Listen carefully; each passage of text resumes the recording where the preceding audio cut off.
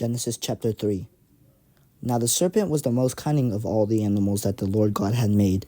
The serpent asked the woman, "Did God really tell you not to eat of any of the trees in the garden?" The woman answered the serpent, "We may eat of the fruit of the trees in the garden. It is only of the fruit of the tree in the middle of the garden that God said, 'You shall not eat or even touch it, lest you die.'" But the serpent said to the woman, "You certainly will not die. No, God knows well that the moment that you eat of it, your eyes will be opened, and you will be like gods who know what is good and what is bad." The woman saw that the tree was good for food, pleasing to the eye, and desirable for gaining wisdom. So she took some of its fruit and ate it. She also gave some to her husband, who was with her, and he ate it. Then the eyes of both of them were open, and they realized that they were naked. So they sewed fig leaves together and made loincloths for themselves. When they heard the sound of the Lord God moving about in the garden at the breezy time of the day, the man and his wife hid themselves from the Lord God among the trees of the garden. The Lord God then called to the man and asked him, "Where are you?" He answered, "I heard you in the garden, and I was afraid, because I was naked, so I hid myself." Then he asked, "Who told you that you were naked? Have you eaten then from the tree at which I have forbidden you to eat?" The man replied, "The woman whom you put there with me, she gave me the fruit from the tree, and so I ate it." The Lord God then asked the woman, "Why did you do such a thing?" The woman answered, "The serpent tricked me into it, so I ate it." Then the Lord God said to the serpent, "Because you have done this, you shall be banned from all the animals and from all the wild creatures. On your belly you shall crawl, and dirt shall you eat all the days of your life. I will put enmity between you and the woman, and in between your offspring and hers. He will strike at your head, while you strike at his heel." To the woman he said, "I will intensify the pangs of your childbearing. In pain you shall bring forth children, yet your urge shall be for your husband, and he shall be your master." To the man he said, "Because you listened to your wife and ate from the tree of which I had forbidden you to eat, cursed is the ground because of you. In toil shall you eat its yield all the days of your life. Thorns and thistles shall it bring forth to you, as you eat of the plants of the field. By the sweat of your face shall you get bread to eat, until you return to the ground from which you were taken. For you are dirt, and to dirt shall you return." The man called his wife Eve, because she became the mother of all the living. For the man and his wife the Lord God made leather garments, which he had clothed them. Then the Lord God said, "See, the man has become like one of us, knowing what is good and what is bad. Therefore he must not be allowed to put out his hand and take fruit from the tree of life also, and thus eat of it and live forever."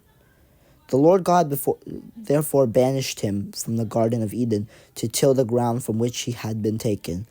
When he expelled the man, he settled him in east of the Garden of Eden, and he stationed the cherubim in a fiery revolving sword to guard the way to the tree of life.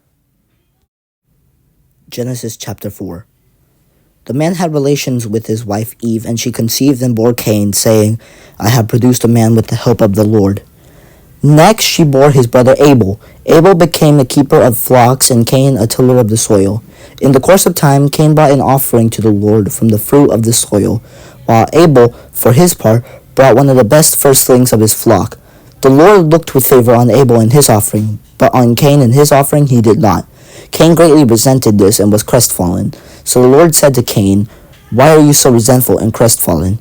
If you do well, you can hold up your head, but if you do not, sin is a demon lurking at the door. His urge is toward you, yet you can be his master." Cain said to his brother Abel, "Let us go out in the field." And when they were out in the field, Cain attacked his brother Abel and killed him. Then the Lord answered Cain, "Where is your brother Abel?" He answered, "I do not know. Am I my brother's keeper?" The Lord then said, "What have you done? Listen, your brother's blood cries out to me from the soil. Therefore you shall be banned from the soil that opened its mouth to receive your brother's blood from your hand. If you till the ground, it shall no longer give you its produce. You shall become a relentless wanderer on the earth." Cain said to the Lord, "My punishment is too great to bear. Since you have now banished me from the soil, I must avoid your presence and become a restless wanderer of the earth. Anyone may kill me at sight." "Not so," the Lord said to him. "If anyone kills Cain, Cain shall be avenged sevenfold." So the Lord put a mark on Cain, lest anyone should kill him at sight. Cain then left the presence of the Lord and settled in the land of Nod, east of Eden. Cain had relations with his wife, and she conceived and bore Enoch. Cain also became the founder of a city, which he had his son named after his son Enoch. To Enoch was born Irad, and Irad became the father of Mehujael. Mehujael became the father of Methushael, and Methushael became the father of Lamech. Lamech took two wives. The name of the first was Adah, and the name of the second, Zillah. Adah gave birth to Jabal, the ancestor of all who dwell in tents and keep cattle. His brother's name was Jubal. He was the ancestor of all who play the lyre and the pipe. Zillah, on her part, gave birth to Tubal-Cain, the ancestor of all who forge instruments of bronze and iron. The sister of Tubal-Cain was Naamah. Lamech said to his wives, Adah and Zillah, hear my voice. Wives of Lamech, listen to my utterance. I have killed a man for wounding me, a boy for bruising me. If Cain is avenged sevenfold, then Lamech 77-fold. Adam again had relations with his wife, and she gave birth to a son whom she called Seth. God has granted me more offspring in the place of Abel, she said, because Cain slew him. To Seth, in turn, a son was born, and he named him Enosh. At that time, man began to invoke the Lord by name.